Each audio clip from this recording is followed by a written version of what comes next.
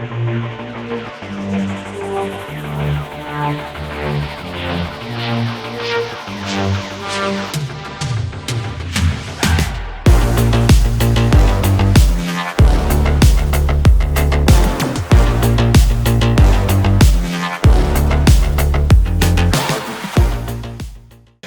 Con, I am here live at Collective Con, of course, with Francois Petit, the man behind the mask of probably my favorite Mortal Kombat character, Sub-Zero. And I mean it. I genuinely mean it. Francois, how are you doing? I'm doing very well. This is my first show in the US, first convention, and I'm so excited. I'm so happy. Everybody's so nice, you know? I mean, genuinely nice. Big heart. It makes me feel so good, so I will come back a lot of time here, absolutely. Well, you know, we'd have you as many times as you'd want to come back. Where do you call home? Right now, my wife and I are living in Spain. Okay. South of Spain, Andalusia, Malaga, Marbella, you know, we've been here for 12 years.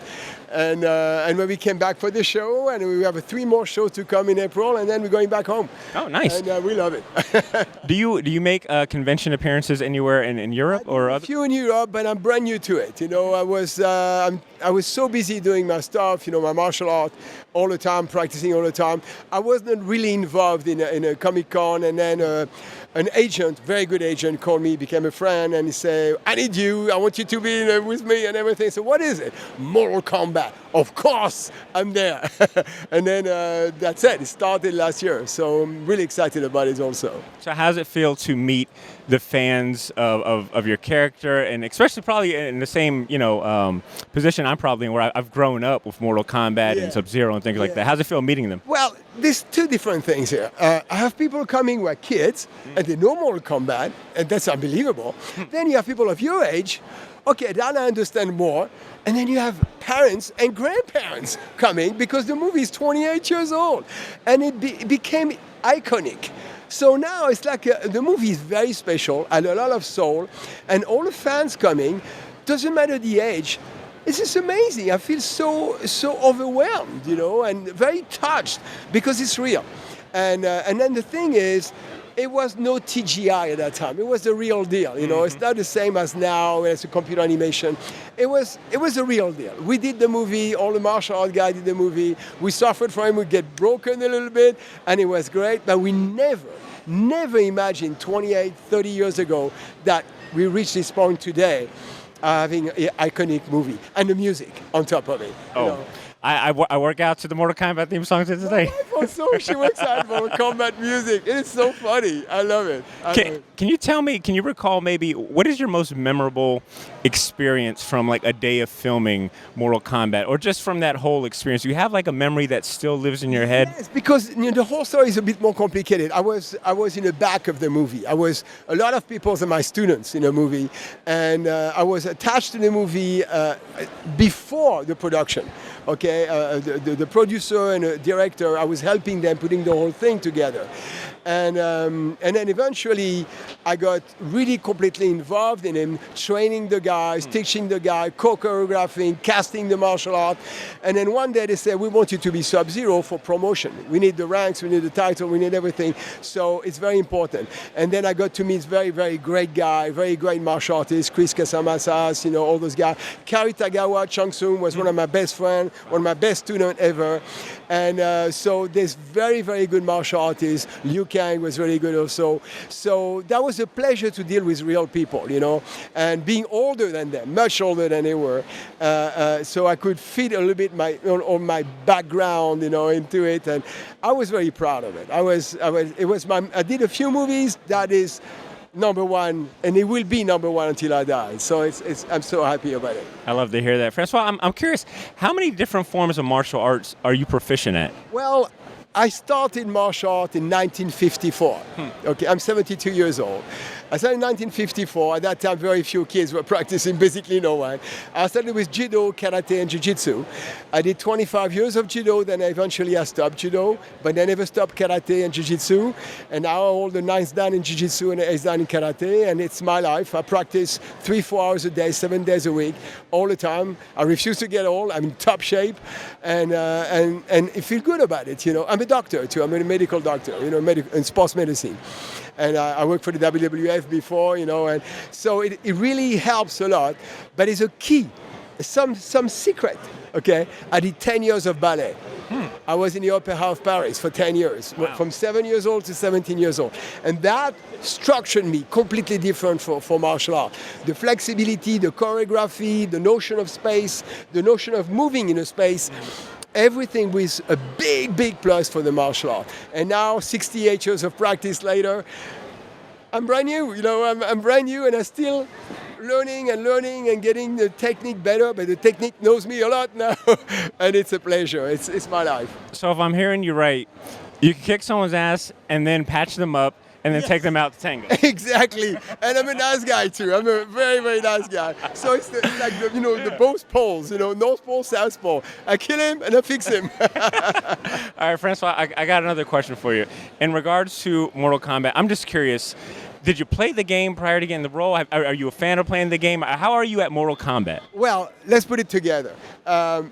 In '93, when he came to ask me, Larry Kazanoff and Paul Anderson asked me about Mortal Kombat. Like I told you, it was 2 years prior to the production.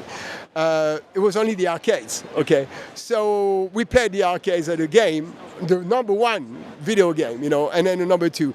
And I helped them doing, the captures and everything, or the kicks and everything. So that's how I discovered Mortal Kombat. Because I knew nothing about Mortal Kombat. One day, out of the blue, they called me and they say, Mortal Kombat. What? 93. What is Mortal Kombat? Well, it's a movie I want to do, Larry Kazanoff. What I want to do that, but I need you, can you help me? And that's how it started. Now, I got to know, do you get sent a copy of Mortal Kombat every year when they come out with a new one? No, I don't. And I don't play games too much. First of all, I don't have too much time.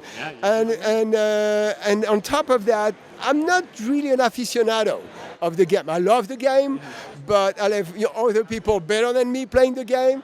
And between all my training, my teaching, and the convention come now, and I'm helping people in the movies. I'm training special ops and black ops and special operation team. So I don't have too much time to do that, because once you get involved, you want to be good at it. And if you want to be good at it, you have to put time into it. I just don't want to be bad, and I don't have the time to be good. So I'll leave that to someone else. You've got your hands full being a badass in every other facet of your life. I don't blame you at all. I guess considering, because you've got a very unique perspective, from the acting side, but also being like a very well-trained martial artist. Who are some, I guess, of today's actors and martial artists in Hollywood that like you respect and really kind of admire? There's few good guys. Michael J. White. Very good. Michael J. White, a lot of respect. First of all, he's karate, Japanese karate. So I come from Shotokan karate long time before he was born. Then Kyokushinkai, then all the things. So I like him a lot. I don't know him, but I like what he's doing. And he's humble. I like people who are humble.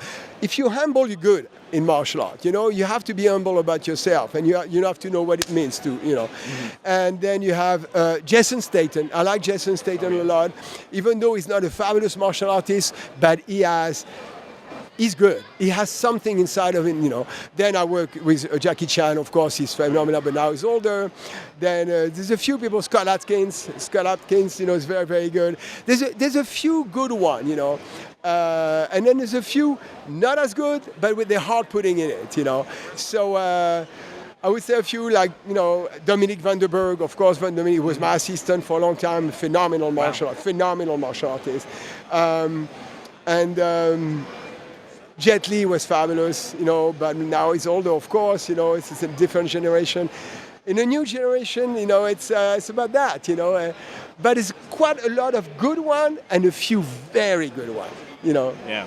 Well said. And one last question for you, right? This is for all of the aspiring actors, martial artists that want to be the next Francois Petit. What advice would you give to, those aspiring actors, martial artists that you wish maybe like you knew going into the industry that would have saved you a lot of like headache and trouble? Yeah, well, I'm another generation. I trained a lot of fight choreographer in Hollywood. I created Gold's Gym. They asked me to create the division of martial art for the entire Gold's Gym world long time ago. So I did that. I trained a lot of movie stars, teach a lot of different guys, a lot of masters. Now I teach masters, and it's the main thing is the discipline.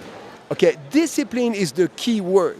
If you have discipline of suffering, of understanding, of being humble, or learning the technique 150%, and not looking at yourself like a gung-ho or a guy like this, no, you have to be dedication. Dedication. It doesn't happen in 1 year. It doesn't happen in 10 years. I've been practicing for 68 years, and I'm still brand new. So it doesn't happen, it is a whole life dedication. And if you be a movie star in martial art, it's complicated. It's complicated. Unless, my wife is Japanese, so I go to Japan all the time. I teach a lot of Japanese masters. And it's a different world. Or you do movie business, or you come from the martial art, and the movie wants you for some reason, like it happened. And that happened a few times, it's okay.